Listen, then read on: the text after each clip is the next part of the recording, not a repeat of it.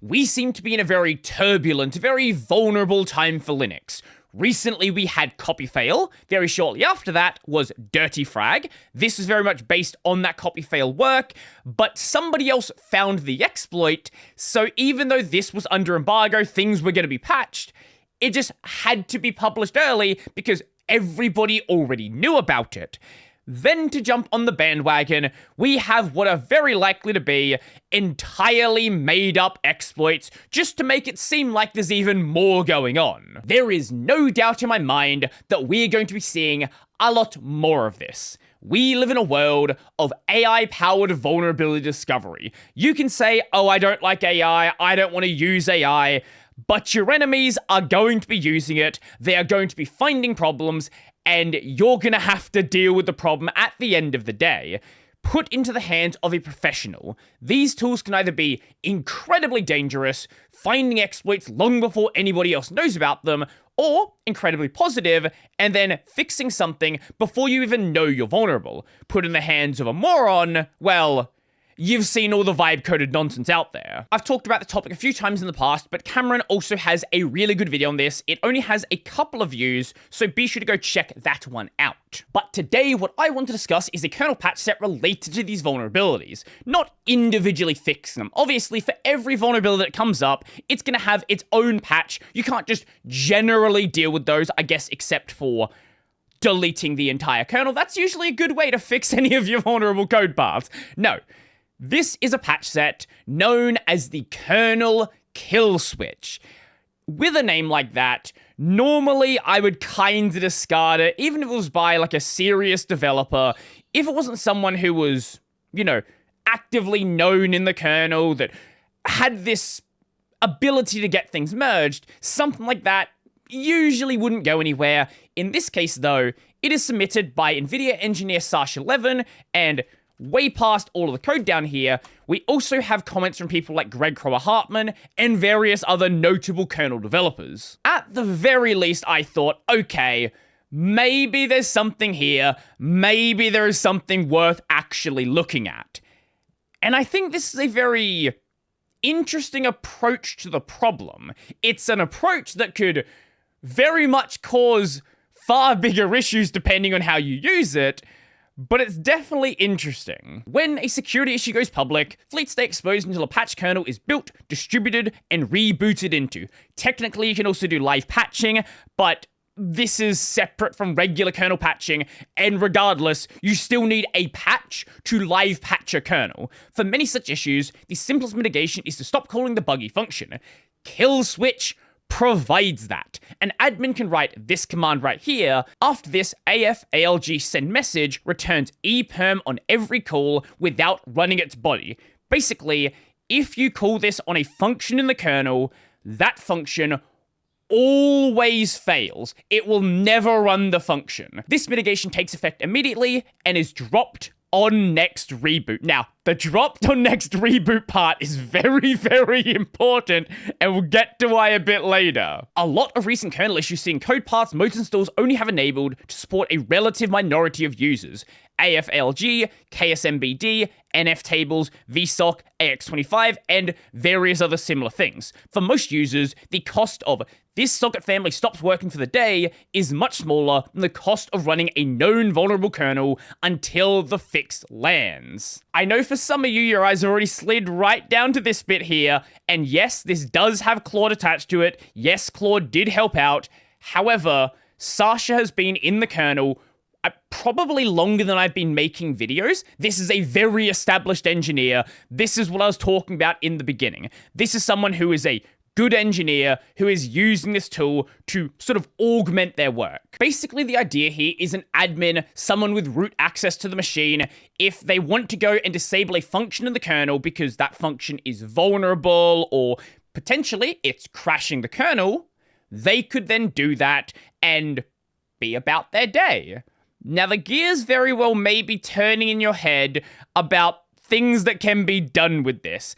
And we'll get to that soon, don't you worry. Whilst not being the large patch set, still a relatively large one, 1,450 insertions, about 150 of those are documentation, so about 1,300 or so of code and new lines in the code. From the documentation, a few things to note. This is not an allow list. This is not a wait list. You're not saying these are the functions that are allowed to run. You are saying these are the functions that are not allowed to run. So if for some reason you wanted to like get rid of most of the kernel, yes, you could, but it would be kind of awkward. Engagement of the kill switch is rejected when the symbol is unknown in a non-traceable section on the kprobe blacklist or otherwise refused by register kprobe. The symbol is already engaged, so if you're already engaged with the kill switch, you can't engage the kill switch again. You can disable the kill switch, but you can't like double kill switch, and when the operator does not hold cap sysadmin. It can be used as a boot parameter, so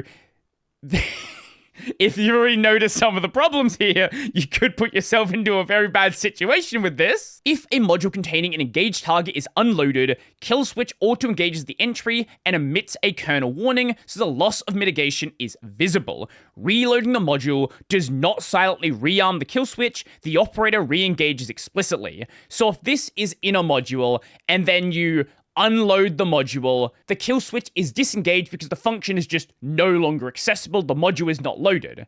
When you go and re-enable the module, it will not automatically re-enable the kill switch for you. Now, you could create hooks and various other things to do that, but it's not being done automatically. It also has some instructions here on not creating a really bad situation. A function that looks skippable may be relied on by callers for a side effect. A lock the caller releases, a ref count the caller drops, a scatter list the caller consumes. The rule of thumb: pick the highest level entry point that contains the bug.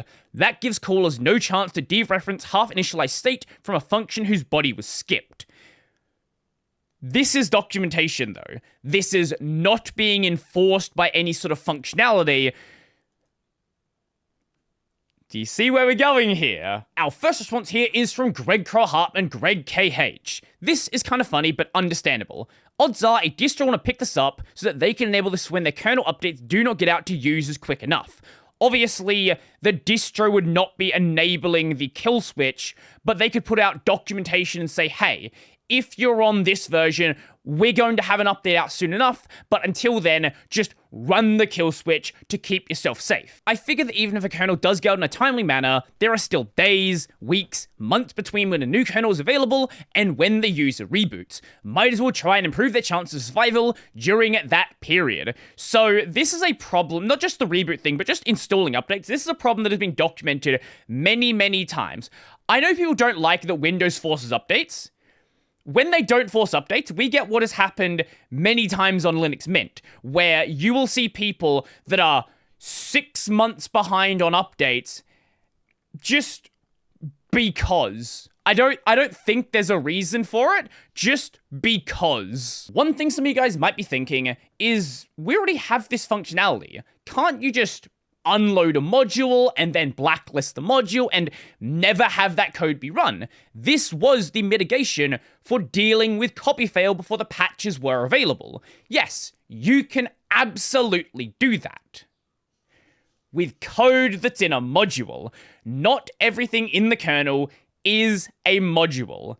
For those things, there wasn't really a path to get rid of it. Yes, you could rebuild the kernel, and maybe if you rebuild the kernel, you can make sure that part of the kernel is just not being compiled into it, but then you gotta go and rebuild your own kernel, and that's not something most people are doing. A lot of the code is just entirely unaffected by this. Also, even if the code is part of a module, maybe you still want to have the module available, you just want to get rid of that specific vulnerable part. Basically, this is far more granular control of the problem that can allow admins to try and make the best of a bad situation. Another thread we have is started by Jonathan Corbett of LWN. A quick look suggests that you're not checking lockdown status. I don't doubt for a second that this thing could be used to bypass lockdown by shorting out security locked down, if nothing else. I'm guessing that might not prove entirely popular. Here we have the Linux man page. The kernel lockdown feature is designed to prevent both direct and indirect access to a running kernel image, attempt to protect against unauthorized modification of the kernel image, and to prevent access to security and cryptographic data located in kernel memory while still permitting driver modules to be loaded. This is also controlled by a kernel function. There is a function that checks if the kernel is locked down. So if you were to disable that function, the feature would be enabled, but everything asking if the feature is enabled would not be able to check if it's enabled. This is absolutely an oversight, but considering that you need to be root to go and disable this anyway, I wouldn't call it a critical fault. It's something that shouldn't be possible. You shouldn't be able to just bypass existing kernel mechanisms to disable the lockdown status, but it's not the end of the world. It also will be fixed. Now we get to the one I've been hinting at this entire time from Joshua Paysack of Ubuntu. I like the concept, but is there any way to ensure that important functions like malloc aren't being patched? I think he means to say killed here, but sure. Or some way to make sure that what is being patched will not kill the entire kernel. I know this probably boils down to operator has to use it correctly, but just wondering if this was considered. Basically, should it let you blow up the entire kernel by disabling a function that is crucial to the kernel functioning? Remember, the changes are forgotten after reboot.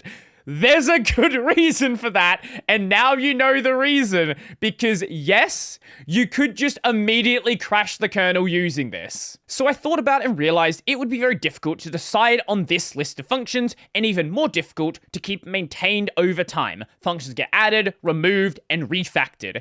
If you have an out-of-date list, and then that function is no longer crucial, and there's something vulnerable with it, you now have a situation where the kill switch just doesn't work. From Andrew Morton, who has a Linux Foundation email. It certainly sounds useful, but what would I know?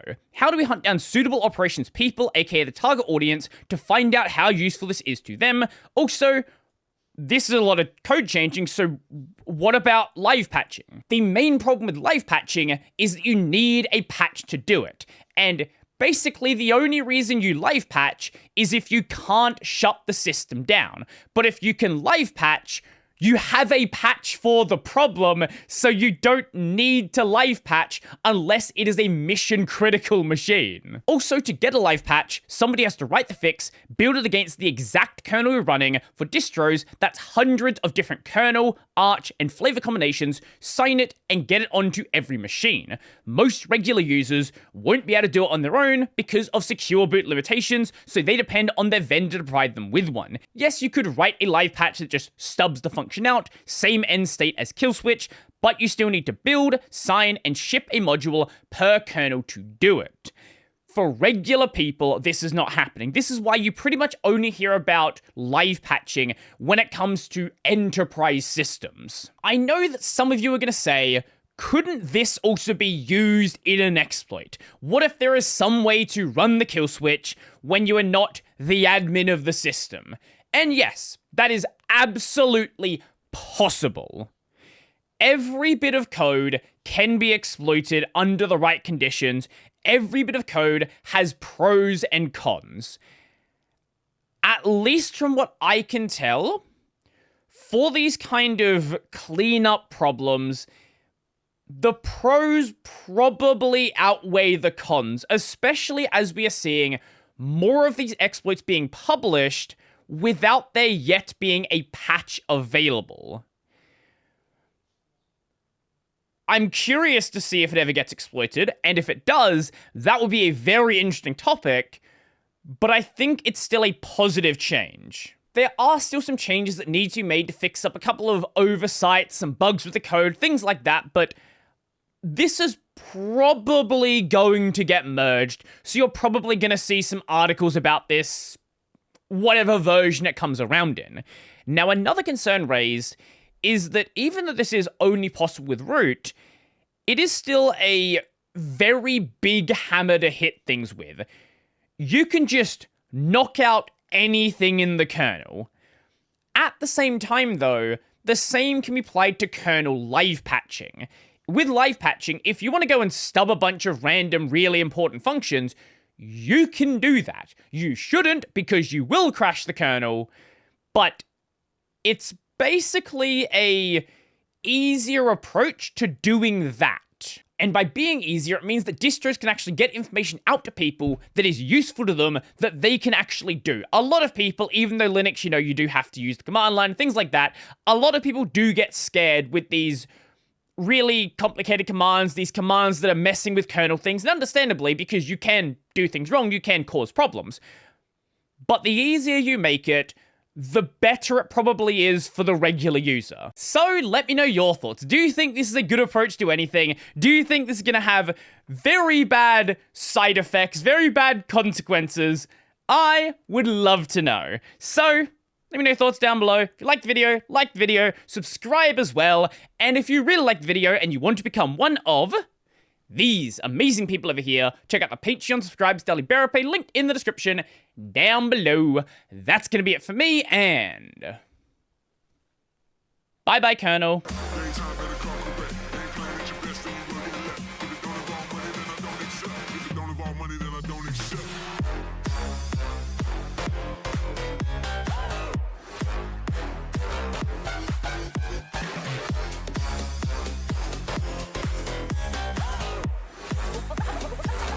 Something like this.